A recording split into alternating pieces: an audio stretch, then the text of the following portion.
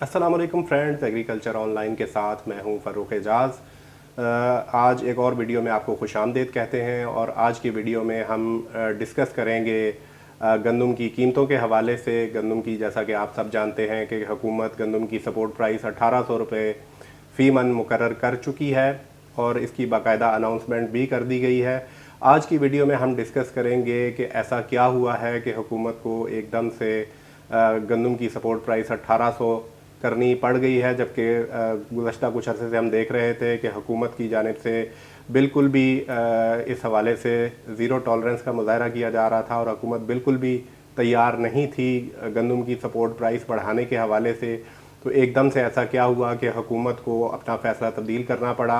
और गंदम की सपोर्ट प्राइस को किसानों के लिए बढ़ाकर 1800 रुपये फ़ी मन करना पड़ा। इस पर भी आज की वीडियो में हम बात करेंगे। इसके साथ ही साथ मैं आपके साथ ये भी डिस्कस करूंगा आज की वीडियो में कि क्या हुकूमत के इस फैसले के बाद जो माफियाज़ हैं, जो कि गंदम की हर साल ख़रीदारी करते हैं, बड़े प्लेयर होते हैं मार्केट में, तो क्या वो इस मरतबा हुकूमत के इस फैसले के बाद गंदम की ख़रीदारी से दूर रहेंगे या वो दोबारा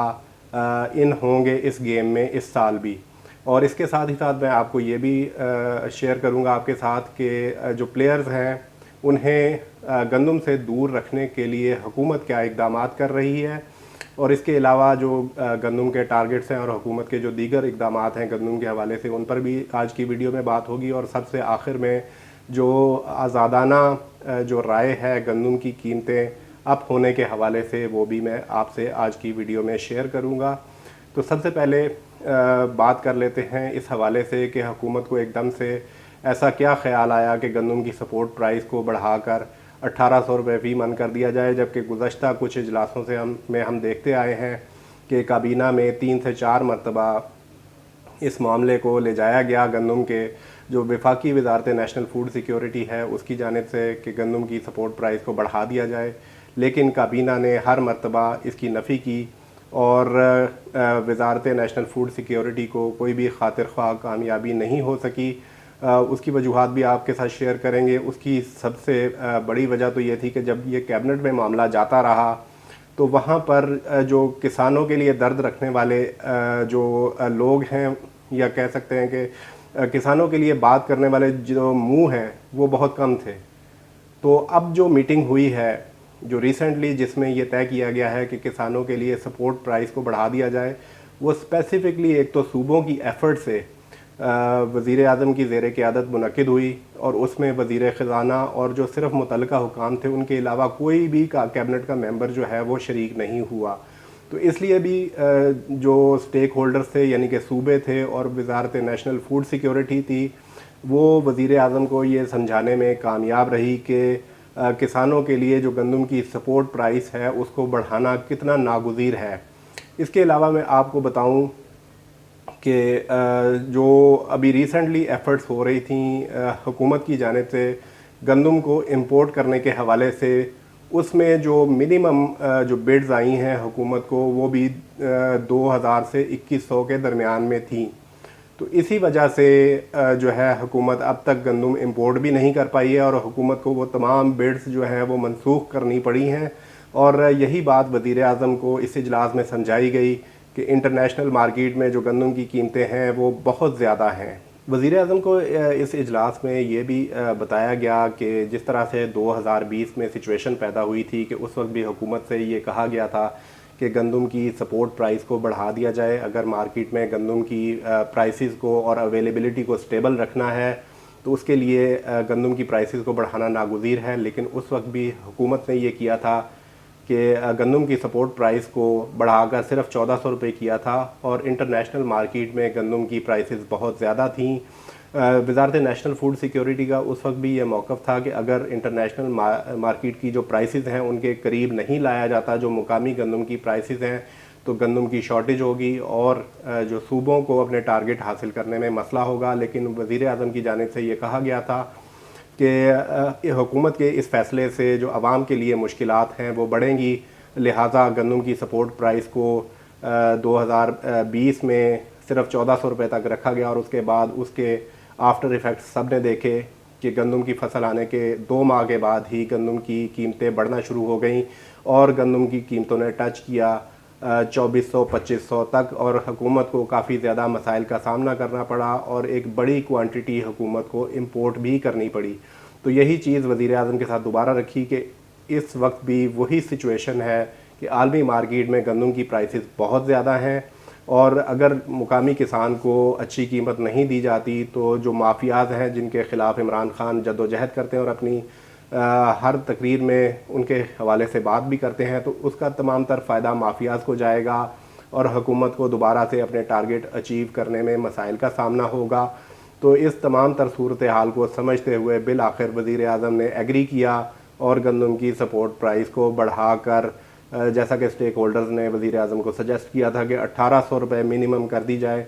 तो वज़ीर आज़म ने इसकी मंजूरी दी और गंदम की सपोर्ट प्राइस को 1800 रुपये फ़ी मन कर दिया गया। और अब बात कर लेते हैं कि हुकूमत ने जो गंदम की इम्पोर्ट थी उसको डिले क्यों किया है, क्या वजह है कि हुकूमत अब इस इम्पोर्ट के फ़ैसले को आगे ले गई है कि पहले वो जो मुकामी मार्केट से गंदम की ख़रीदारी है वो करेगी और उसके बाद जो 30 लाख टन गंदम इंपोर्ट करनी है हुकूमत, उसके बाद उस जानिब जाएगी। तो इस हवाले से भी मैं आपके साथ शेयर कर लेता हूँ, क्योंकि हुकूमत ने ऑलरेडी जो बिड्स कुछ मांगी थी गंदम की इंपोर्ट के हवाले से, और इस वक्त जो हुकूमत को कम से कम भी जो बोली मौसूल हुई है वो तकरीबन 2000 से 2100 के दरमियान है। तो इस रेट पर अगर हुकूमत कराची पोर्ट पर गंदम मंगवाती भी है तो तकरीबन जो 150 रुपये चार्जेस हैं मुल्क के जो दीगर हिस्सों में उस गंदम को पहुंचाने के लिए, तो आप खुद सोच सकते हैं कि वो गंदम किस रेट पर पाकिस्तान के मुख्तलिफ हिस्सों में पहुंचेगी। तो इसी बुनियाद पर हुकूमत ने अब गंदम की इम्पोर्ट का फ़ैसला डिले किया है और हुकूमत ने अब ये कहा है कि वो पहले जो पाकिस्तान की मुकामी मार्केट में गंदम आने वाली है उसकी परचेज़ करेगी और उसके बाद